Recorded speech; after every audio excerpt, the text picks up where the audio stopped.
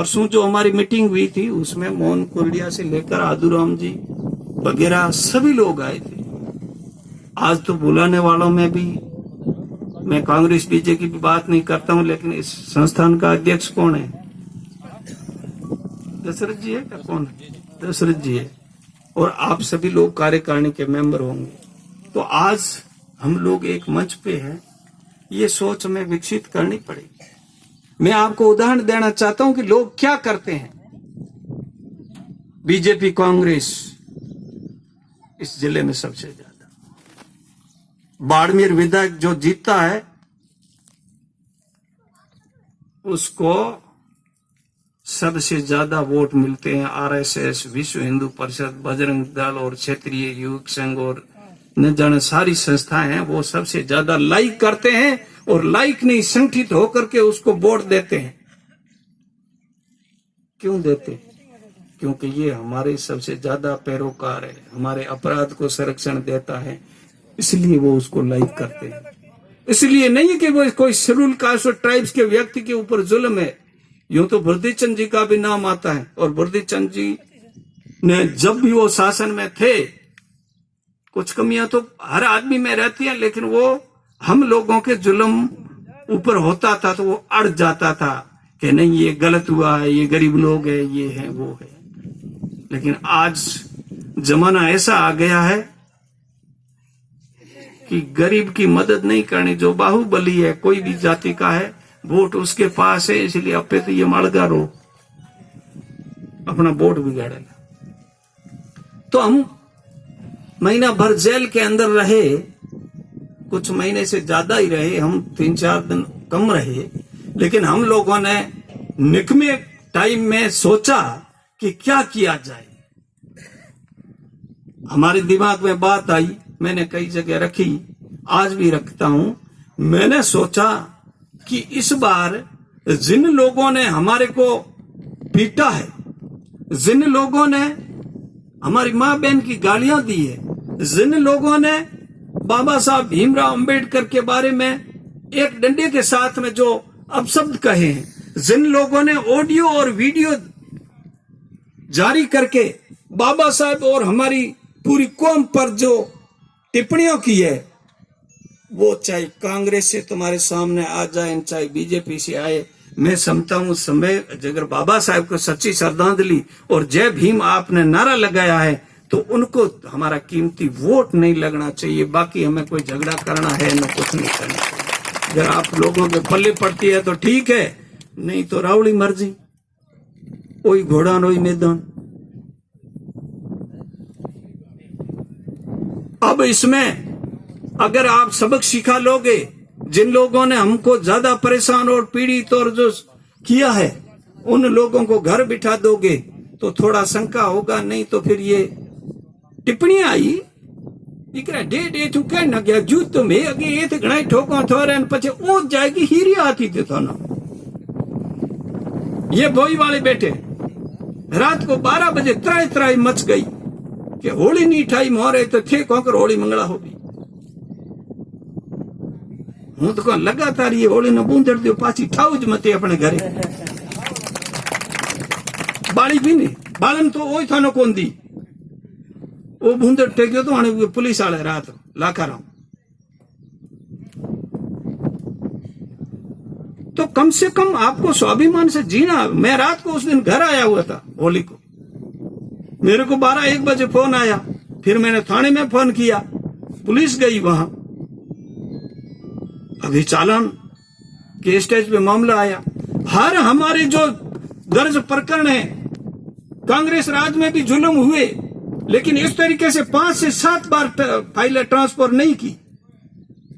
माना कि उसमें हमारे साथ में पूरा न्याय नहीं हुआ होगा, लेकिन जो ये सिलसिला है नहीं, ट्रांसफर फाइलें मुलजिम के कहने से बार बार चेंज होना, ये मैंने इस राज में ज्यादातर देखा है। इस सच्चाई को कोई स्वीकार करे या न करे वो उनकी मर्जी है। तो अभी भी उसमें गिरफ्तारियां नहीं हुई। एक मुलजिम को एक बार एक जांच अधिकारी, वही जांच अधिकारी जो चालान करता है तो उसकी ईमानदारी पे शक किया जाता है। वही व्यक्ति अगर एफआईआर लगा देता है तो एसपी साहब फटाक से उसको एक्सेप्ट करके उसको भेज। क्यों भाई? और वही व्यक्ति अगर चालान करता है तो मुलजिम कहता है साहब न्याय होने की गुंजाइश नहीं है, दूसरे को देता है। दूसरा ही उसको जुर्म को प्रमाणित मानता है तो तीसरे को देता है। तीसरे में भी वो प्रमाणित करता है तो वहां से आईजी चेंज कर लेता है। आईजी के बाद में भी अगर वो प्रमाणित हो जाती है तो डीजी से करवा लेते हैं। आखिर ऐसा में कितने दिन हम जी पाएंगे? और उसका कारण ये हुआ कि 2-2 साल से पेंडिंग पड़े हैं, जबकि एट्रोसिटी एक्ट अभी मोदी सरकार ने जो संशोधित किया है उसमें 60 दिन में चालान होना अनिवार्य है। बाकी तो काफी चीजें हैं जो एट्रोसिटी में जो पैसे मिलने चाहिए वो मिल रहे, नहीं मिले वो हमारा अभी इश्यू नहीं है। तो कुछ न कुछ देखना पड़ेगा। मैंने मेरी बात कह दी। एक सीट का जो हमने कहा है, पार्टियों तो अलग अलग भले रहे हम, अगर हमारे को कोई हासिल होता है तो निश्चित तौर पे हमें आगे बढ़ना चाहिए। रूपाराम जी को जनरल सीट पे एक टिकट मिली है, लेकिन हम जो पाल रहे हैं ना भ्रम, ये भी निकाल क्या रूपाराम जी को वापस टिकट मिलेगी क्या? बहुत सारा विरोध कर रहे हैं लोग। और हम लोगों ने जब बात उठाई तो लोगों को तो बहुत जलन हुई। लेकिन हम लोगों ने देखो, राजपूत लोग आजादी के बाद जब से वोट की सरकार बनने लगी तब से इन लोगों ने भारतीय जनता पार्टी, जनसंघ और इस तरीके की स्वतंत्र पार्टी जो भी रामराज पार्टी जो इस विचारधारा को लेकर चलती थी, उस पार्टी को इन लोगों ने वोट दिया।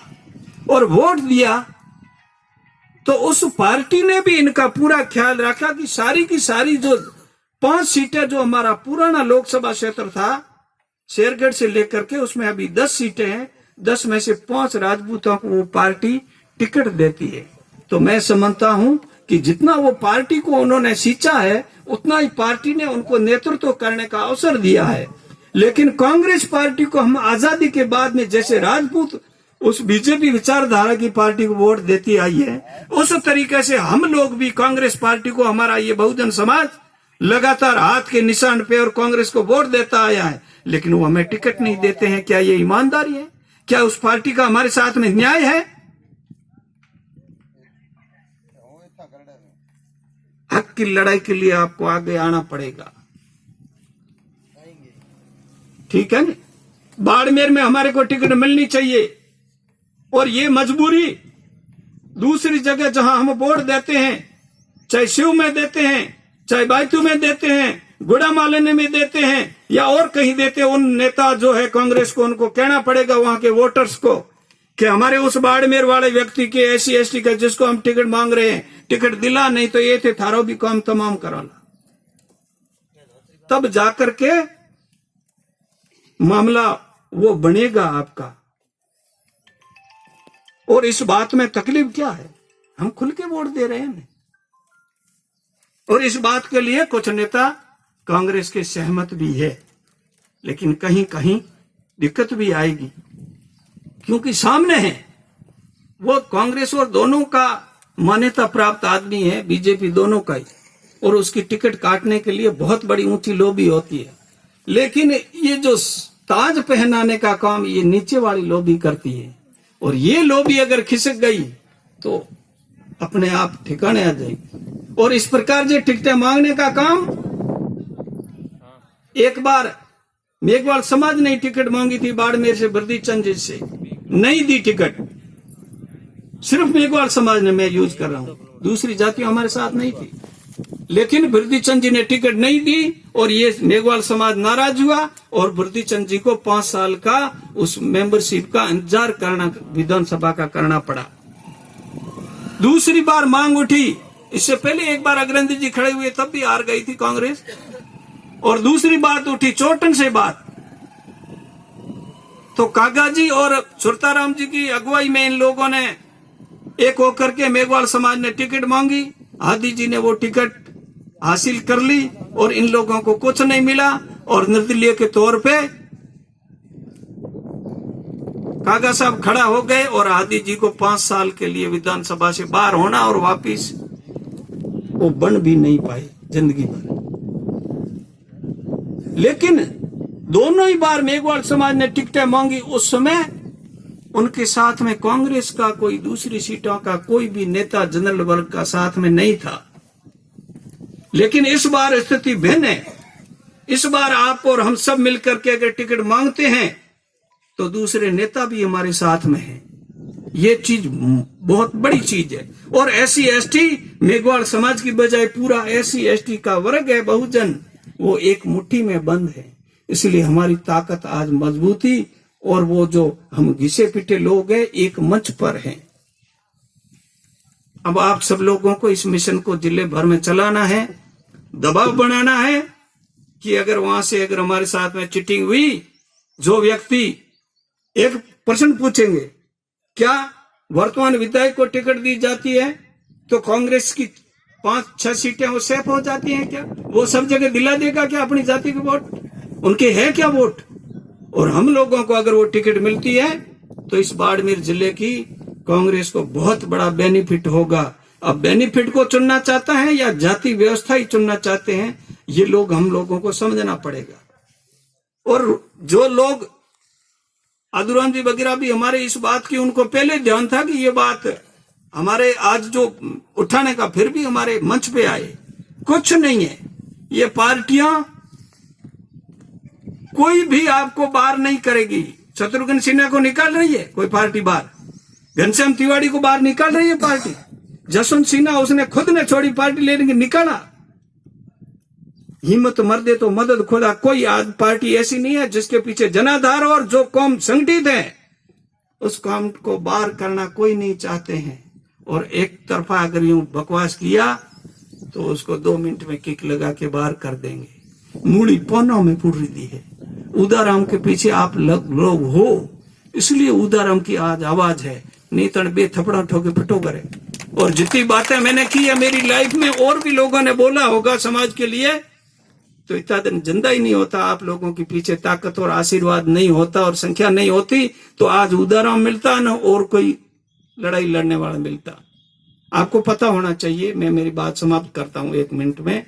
जब उदाराम और लक्ष्मण को 2-2 टीमें भेज करके जयपुर से गिरफ्तार, नई दिल्ली से गिरफ्तार किया, और ये बाकी वाले जो अपने ही बंधु जो भाजपा से जुड़े हुए लोग थे, ये इसलिए बच गए कि इनका सत्ता में थोड़ी दखल थी, इसलिए ये बच गए। और आदुराम जी से लेकर के इन लोगों ने हमारे लिए भी थोड़ी बहुत कुछ पैरवी की और अपना भी खुद का भी बचाव किया। ये जो मेरे को समझ में आ रही है, हो सकता गलत हूं, मैं मेरी जगह मैं कह नहीं सकता, इसलिए ये लोग बच गए। और हम लोग जिन पे कांग्रेस का था, और जब हमारे को गिरफ्तार किया गया तो उसका सूचना सीधी CM को गई। ये मेरे को 4 दिन पहले पता लगा। उसने को कहा कि वो कांग्रेस वाले लोगों को पकड़ लिया है। और उसी कार के अंदर CM के साथ में किरोड़ीलाल जी मीणा भी थे। उसने कहा नहीं साहब, लक्ष्मण को मैं जानता हूं, ये लोग सोशल है, वो अपराधी नहीं है। CM ने एक नहीं सुनी, आपको पता नहीं, ये सारा उनका किया कराया। चलो कोई बात नहीं।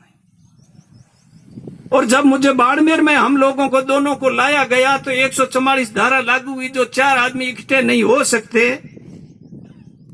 और इस पुलिस के जो अपने आप को टाइगर कहते हैं, इस आदमी ने न जाने कितनी छावनी बनाई, तो हम लोगों के तो पास में कोई हथियार नहीं था। तो ये जो पूरी की पूरी जो सेना खड़ी की बाड़मेर के जो मुख्यालय पर, ये क्यों खड़ी की? ये आपकी ताकत थी, आप लोगों का भय था कि उनका भाई है, उनका बेटा है, ये कहीं ये लोग नहीं आ जाए, सड़कों पे कोई उष्टन नहीं हो जाए, इसलिए आपकी ताकत से डर रहे थे। बाकी हम तो उनकी कैद में थे, गाड़ी में दोनों तरफ पुलिस वाले, वो भी गनमैन बैठे थे, तो हम थोड़ा ही कर रहे। ये जो पूरी फोर्स लगी थी, 144 धारा थी, वो आप सब लोगों की ताकत और एकता के बदौलत वो सारा प्रशासन घबराया हुआ था। मैं मेरी बात को विराम देता हूं। आप लोगों ने हमें यहां बुलाया, मान सम्मान